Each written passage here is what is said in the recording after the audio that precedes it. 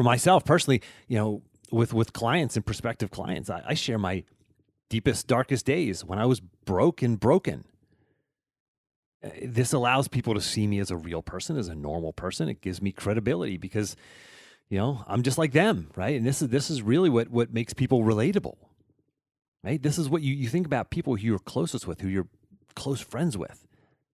It's usually people who you've shared some hard times with, right? Because you go, okay, yeah, I've seen them when they were down. I've seen them, in the dirt.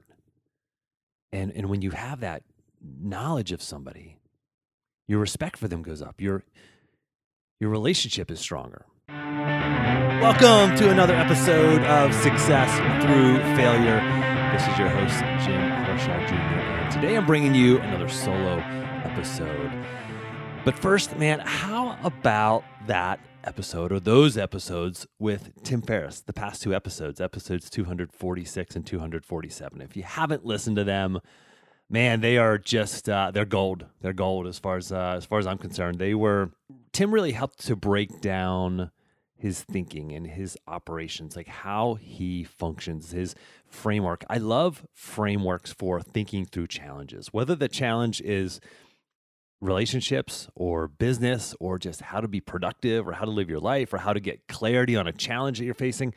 He has these frameworks and really adds to the frameworks that I've developed and I've discovered over the years, and just adding these to my repertoire has been really helpful. And I've listened to Tim Ferriss for years, read his books, but this just added another whole layer of frameworks to really just a foundational framework for thinking through things. I love the absurd questions and asymmetric bets and short duration, low cost experiments. Things like this are just ways to live, right? Things to add to your life. So anyway, check that out, those episodes out, the last two episodes, or you can go and just grab the Cliff Notes, just grab the action plans. Just go to jimharshawjr.com/action, and you can get your very own action plans and just get the PDFs from those episodes, the best of those episodes, as well as you'll get access to all my episodes actually there too. So jimharshawjr.com/action.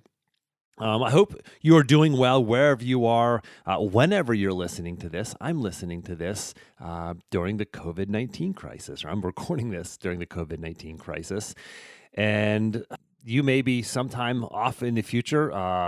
Maybe there's flying cars, by the time you're listening to this. I don't know. Regardless, it's going to be very relevant to you then, or if you're listening to this immediately after I recorded it.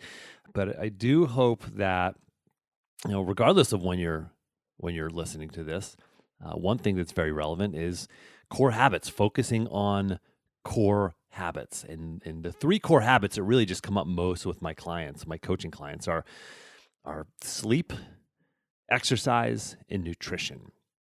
Like if you can nail two of those three, you are going to make everything else easier in your life, right? When you're trying to be productive, or you're trying to be focused, you're trying to be present with your family or friends, or trying to achieve something else meaningful.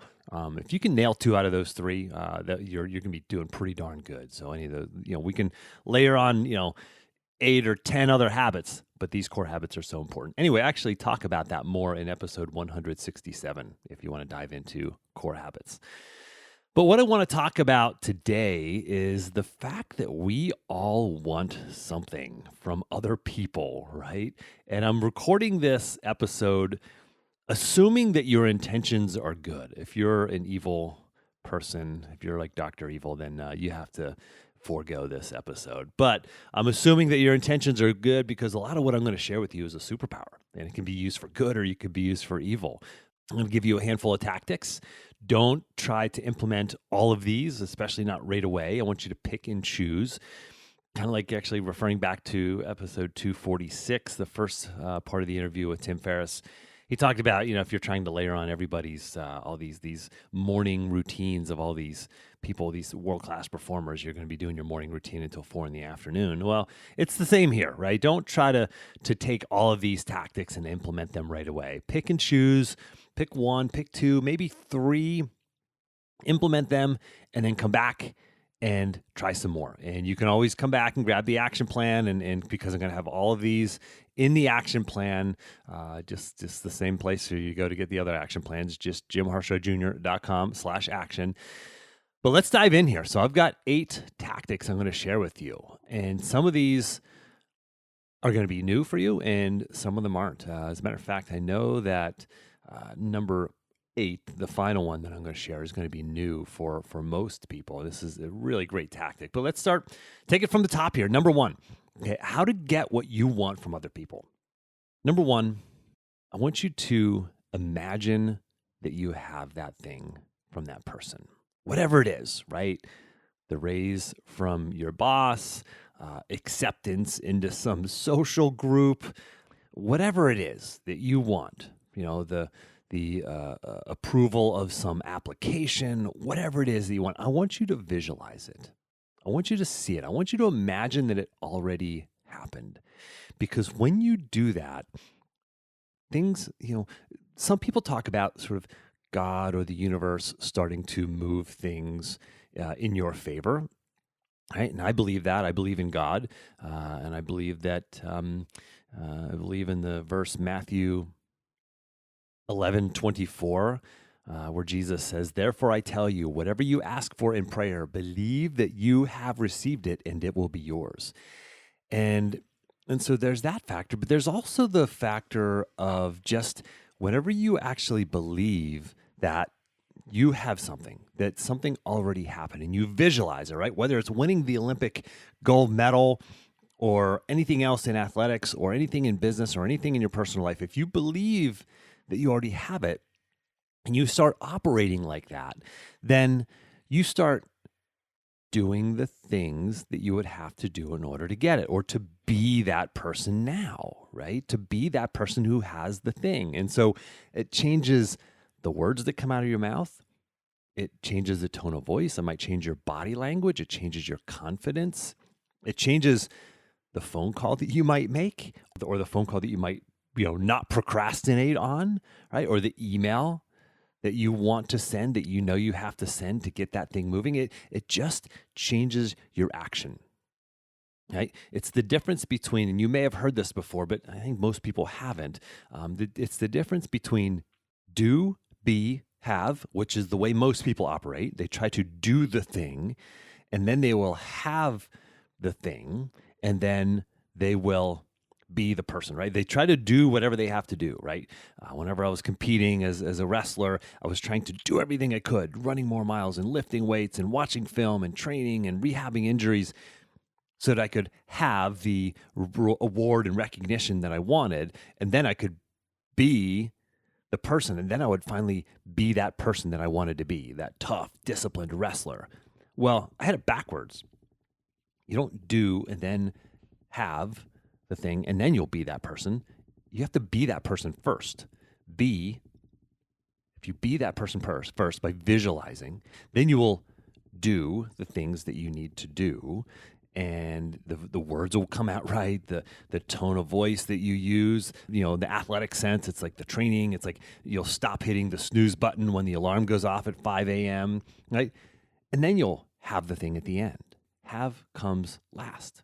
Be the person first. So that's what visualize is all about, right? And whenever you're trying to get something from somebody, it's the same. Okay, so number 2. So number 1 was visualize. Number 2 is this. So often, let me give you an example right now. A good friend of mine, he may be listening right now, called me recently, and he says, "Jim," be real vague here, but he said, "I'm trying to get somebody to do something," right? He wanted something from somebody.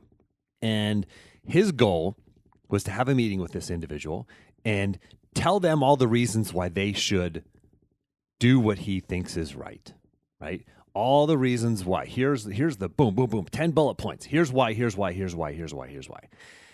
And I told him, I said, nah, let me give you a different way to think about this. I said, get him talking. I said, ask him questions. I said, don't go in with a hammer and tell you the 5 or tell them the 5 or the 10 ways that reasons why they should do what you think they should do. I said, ask questions. Have probing questions. Ask them why. Ask them what's important to them. And when you do that, you get them talking. And when you get them talking, you can frame your side of the conversation around what's most important to them. Oh, you say that blank is very important to you. Oh, well then, you know what? Actually, this choice would be your best option because of these three reasons. Whenever you have them do the talking and they come up with these ideas and then you reflect those back to them, and I'm going to talk about that too in a moment, you have more information. When you are listening and asking questions, you are doing your research. Don't try to guess what's important to them. Do your research, ask them questions, let them do the talking. And when you do that kind of listening, they will feel heard, and they will also tell you exactly what you need to do to get what you want. And this is Sales 101. Listen, I mean, all of these things, whether you read a sales book or a parenting book or a business book or how to pitch your venture to venture capitalists, your business to venture capitalists, it's all the same thing. Get them talking, right? Do the listening, find out what's motivating them, and frame your side of the conversation around that. So get them talking. And listen, people love to feel heard. Everybody wants to feel heard. Everybody wants to talk about themselves, right? They don't want to be talked at. They want to talk about themselves. And when they talk about themselves, they feel heard. And you can confirm that they were heard. And by reinforcing what they told you, and then you can frame your argument, your part of the conversation around exactly what they're saying. So that's number 2, listen. Number 3, friend of mine, his son, he's here in Charlottesville, Virginia, and his son grew up always wanting to play basketball for the University of Virginia. And he got to high school, became a really good high school basketball player, but he didn't get to, he wasn't recruited by UVA. He wanted to play basketball for UVA, didn't get recruited by UVA, applied to UVA, got accepted, went to UVA, but he didn't get recruited, but he tried out for the team. When he got there, didn't make the team, but he said, you know what? Maybe I'll try it out for the next best thing. Maybe I'll try to be a team manager. And it's a competitive role.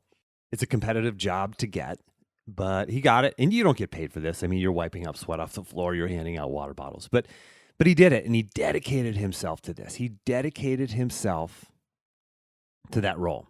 Did everything he could as a team manager to be the best team manager he could. He lived by the team culture and the team rules, and he just embodied everything that program is about. And after 2 years of this, after giving everything he had, he finally, it was the night before the home opener, a home opening basketball game at John Paul Jones Arena, and the coach comes up to him and says, hey, listen, you've been really dedicating yourself in this role, and I know you have this dream of playing for UVA basketball. I'm going to give you a shot. Tomorrow night, you're going to dress for the game. And he couldn't believe it, right? He gets to dress and be on the bench for a game. This is a dream come true for him. And it was before the game that next day, coach said, hey, listen, if it's a blowout, we may even put you in at the end. And he was stoked. And so Grant, before the game, he remember looking at him. His name's Grant Kersey, and Grant had an oversized jersey on. They didn't even have the right size jersey for him. It just said Virginia across the back. It didn't even have his name on the back. They didn't have time to put his name on it. But he didn't care. He's playing, right? He's on the bench. End of the game, he gets to play a couple minutes. Doesn't get to take a shot, but he gets to play. Pretty cool.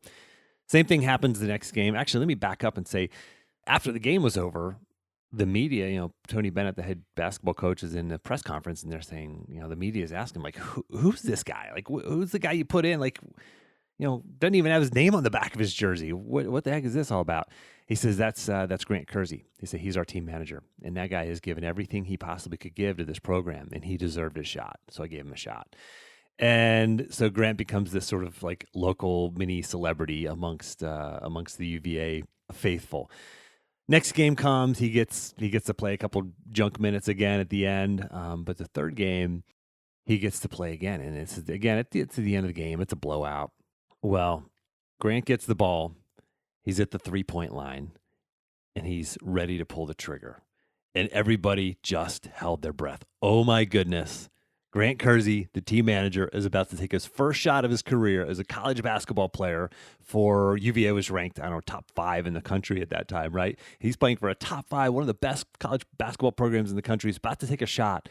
He pulls up and nails a three-pointer. The place goes berserk. Everybody in the stands, in the arena, they're on their feet and cheering. His teammates just went bonkers. I mean, they're jumping, they're swinging their towels, they're cheering them. It was like the coolest moment, right? But why? Why was everybody so stoked that the team manager made a shot? Like, was he a superstar player? No. Was he highly recruited? No. They were so stoked for this kid to make a shot because he served, because he gave to this program, because he played a role. And it was a behind-the-scenes role, but he served with his heart. And that's how he got what he wanted. He wanted a shot to play for the University of Virginia. He got it. That's how you get what you want from other people. You serve. You find a way to give. You find a way to care from your heart. Not because you expect anything in return. Because if you do it trying to get that thing, it sounds backwards, it sounds ironic, but you're not going to get it. But if you do it from your heart, if you serve from your heart, you'll be surprised at what comes your way. And that's what happened for Grant. He didn't serve and do his job because he's like, no, maybe I'll get a shot. No, of course not. Maybe I'll be one of, Sports Center top 10 plays of the day, which he was. If I serve. No, he wasn't thinking that. But he served and he cared. So that's number 3, serve. All right, number 4. There's a man by the name of Donald Dell. Donald Dell, he was an international tennis player. As a matter of fact, he's in International Tennis Hall of Fame. He's a superstar tennis player back in his day. And then after a successful career as an athlete, he became a sports agent. He was actually one of the first ever sports agents, and he signed names like Arthur Ashe, Michael Jordan, right? You heard of those names. And then he was, one of the best ever at that, right? Second thing, he was one of the best ever at. And then he started getting into sports like negotiation deals of like things like negotiating the FedEx Field for where the Washington Redskins play. He negotiated that deal. He's negotiated over $1 billion in deals. And so he's one of the best at that, right? So 3 things that he's done. He's one of the best ever at all 3. Now, he became a law school professor at UVA later in his career, and he was always end his classes by saying, "Listen, some of you, are going to graduate, some of you won't. Some of you came to class, some of you didn't. Some of you learned, some of you didn't. But I can guarantee your success if you just follow these 5 words." And I don't know about you, but when I hear somebody like that speak, I perk up. I'm going to listen. And he says 5 words that will guarantee your success. Are you ready? Now I'm talking to you, the listener, like, are you ready to hear these 5 words, and are you ready to actually live by them? That's my question, because they're simple. They're 5 words that will guarantee your success. Are you ready? Build relationships and develop trust. Build relationships and develop trust. Build relationships. Listen, if you're listening to this during COVID-19, and you're in sales, you can't sell very well right now, right? I mean, depending on the industry, it's a little different, but it's kind of hard to sell right now. Certainly in the industry I was in fundraising prior to this. You can't go fundraise very successfully right now, but what can you do? What can you do? You can build relationships. You can reach out. You can check with people. You can check in on them, see how they're doing, right? Don't always reach out for the sale. Don't always reach out because you want something. Develop trust. How do you do that? You follow through and do what you say you were going to do. You make good decisions. If you make a bad decision, you apologize. That's how you build relationships and develop trust. That never goes out of style. You want to get something?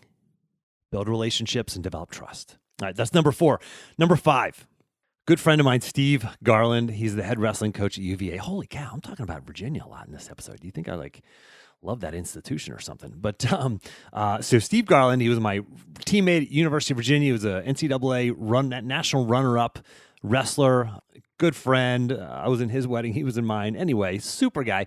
He's this guy who everybody instantly loves Steve. Everybody, Steve comes walking in the room. One of my buddies put it this way. He said, when Steve walks in the room, everybody's heart rate goes up 10 beats per minute. I think that's the best description of him. He's high energy, and he's one of the best in the country at what he does, right? As a college wrestling coach and when he was competing. But everybody loves Steve. And by the way, I interviewed Steve back in episode 67. So just go back to 67. You can check out my interview with Steve. But why does everybody love him? Why does everybody love Steve? Steve says what others are thinking. I mean, Steve has no filter, and he just lets it out, right? I mean, sometimes you kind of cringe, but you love the guy because a lot of times he says what others are thinking, and he certainly says what's on his mind, and he shares. He's vulnerable. I mean, he will tell you some stories about his life, and he's got some pretty rough stories in his life, and he shares some of those in that episode 67. But he shares these stories, and I challenge you this: if you listen to that episode, I want you to pay attention to how you feel about this guy when you first start listening to the end of the episode, because what he does is he is authentic and vulnerable. I want you to sense, take a reading of your heart and your gut about this guy. If your respect goes up or down because of his authenticity and his vulnerability. And I think what you're going to find is that when you share and when you hear other people share, they're authentic and they're genuine and they're vulnerable, your respect goes up, not down. You will gain, not lose credibility and respect by being vulnerable. You know, for myself personally, you know, with clients and prospective clients, I share my deepest, darkest days when I was broken. This allows people to see me as a real person, as a normal person. It gives me credibility because, you know, I'm just like them, right? And this is really what makes people relatable, right? This is what you think about people who you're closest with, who you're close friends with. It's usually people who you've shared some hard times with, right? Because you go, okay, yeah, I've seen them when they were down. I've seen them, you know, in the dirt. And when you have that knowledge of somebody, your respect for them goes up. Your relationship is stronger. So I want you to pay attention to that if you do listen to that episode. But that's number 5. Be vulnerable, authentic, and genuine. All right, number 6. There are few things that people want more than feeling understood. And so I talked earlier about listening. This is the next step to that. Not just listen. I want you to reflect back to them. Okay. Let them know that you're hearing them. Okay. So number 6 is reflect. Okay. You can say to somebody, so you're feeling blank. So you told me that you're struggling with blank. Oftentimes that's all you have to say, and then they'll continue the conversation. But when you reflect somebody's feelings back to them, they feel heard. So it's not just about listening, like we talked about in number 2, but number 6 being reflecting back to people what they're saying. And even if you can read between the lines and ask them, so are you saying this or are you saying that? And that gives them a chance to go, this person is tuned into me because they're reflecting back to me and they're thinking about what I'm saying and they're giving me the chance to clarify, right? So that's number 6, reflect back to people. It's a powerful tactic that you can use. All right, number 7, people want to be consistent with what they say. They want to be congruent.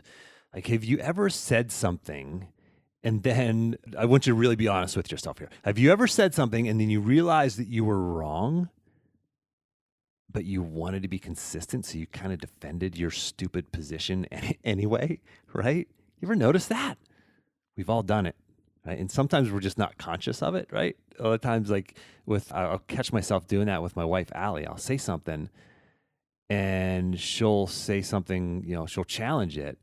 And somewhere deep in my unconscious mind, I know that she's right, but my first response is like to defend my idiotic, stupid, incorrect position that I took, right? Because we want to be congruent.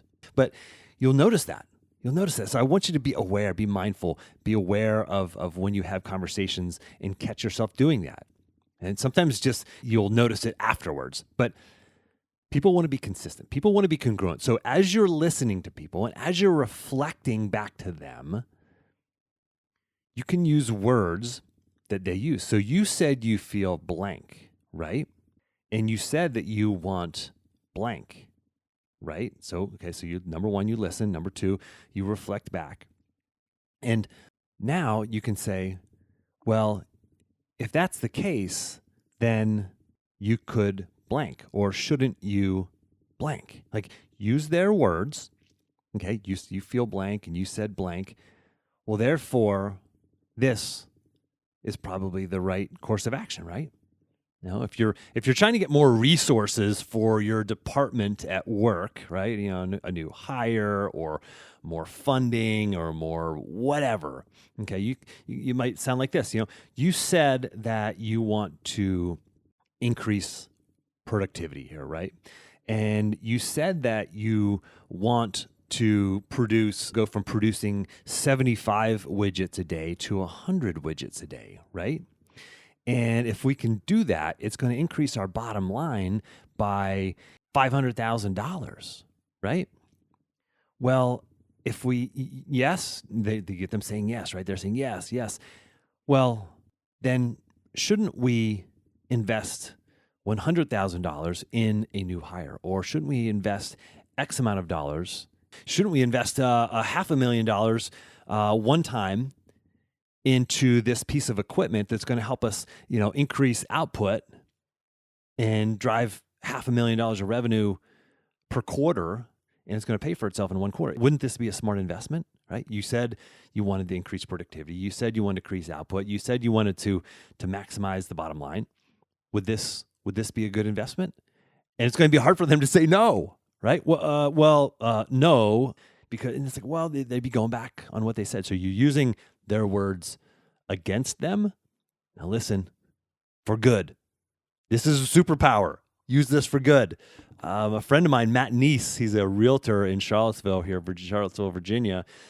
He recently told me this. He was actually a trainer for our youth wrestling program.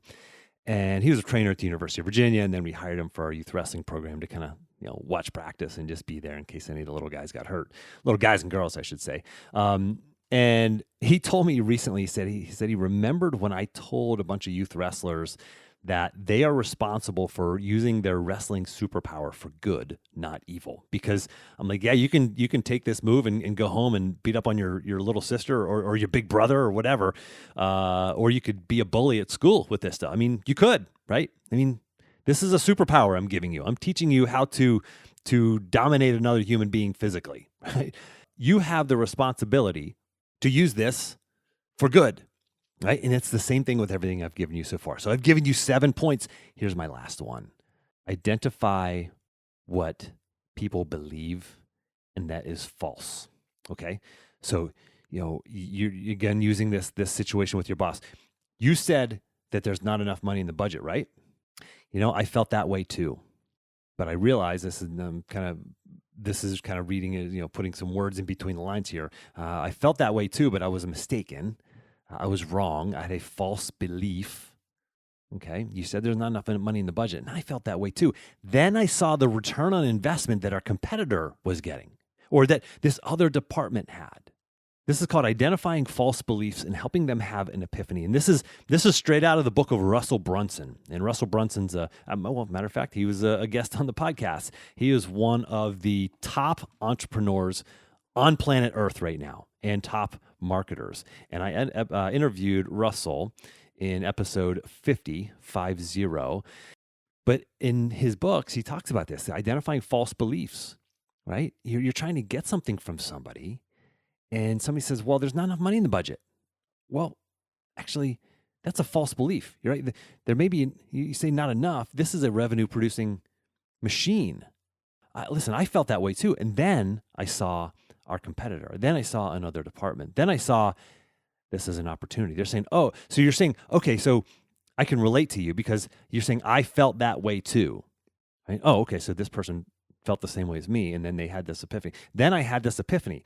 Our competitors or this other department invested in that, and they got X result. that we're trying to get.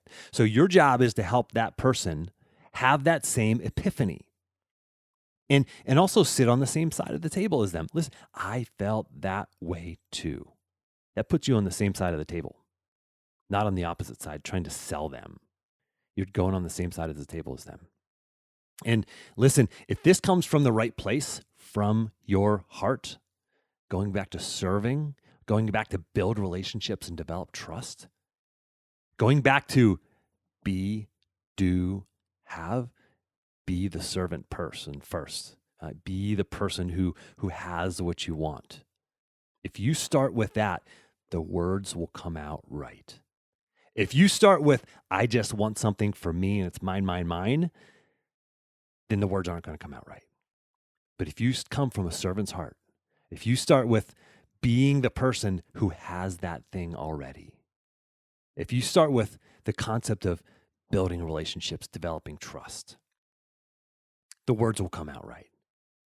And your job is to help them, like I said, have that epiphany that you had, because that's the right thing to do for the world, for the good of the world, for the good of the company, for the good of your relationship. So these are the 8 tactics. If you want to learn how to apply these in your life, you and I can jump on a free coaching call. I offer this as a one-time thing.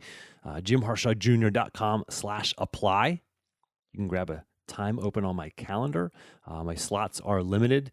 There's a short questionnaire that you have to fill out. So it's there's a little bit of an application process there. If you do want to claim some time, it's a 30-minute time slot. Just go to JimHarshawJr.com/apply. These are 8 tactics that will help you get what you want. Number 1, visualize. Number 2, listen. Number 3, serve. Number 4, build relationships and develop trust. Number 5, be vulnerable, authentic, and genuine. Number 6, reflect. Number 7, consistency and congruence. Number 8 is identifying false beliefs and leading people to an epiphany. So listen, getting what you want can sound negative, but number one, if you're serving, that's a good thing. And number 2, this can be used for evil. I trust that you'll use this for good. If you got value out of this, could you please give it a share? I updated my share page, by the way. If you go to JimHarshawJr.com/share, I updated those links so they work a little bit better in terms of sharing this episode on Twitter or on Facebook or on LinkedIn. It's kind of a pre-scripted. The Twitter is actually pre-scripted. The Facebook and LinkedIn, you have to put in your own words, but I have some words that you can copy and paste there. And super easy to share this. That is how this thing grows. I mean, it's really how podcasts grow. So if you could, that would be amazing payment for me. If you got some value out of this, that I would appreciate you if you gave it a share or a rating and review on iTunes. I know a lot of you have done that, so I'm so appreciative of that. And or just give it to a friend, pass it on to a friend. Episode 248 of the Success Through Failure podcast. Thank you for listening. And as always, until next time, take the time to get clear on your goals and embrace failure as a stepping stone on your path to success.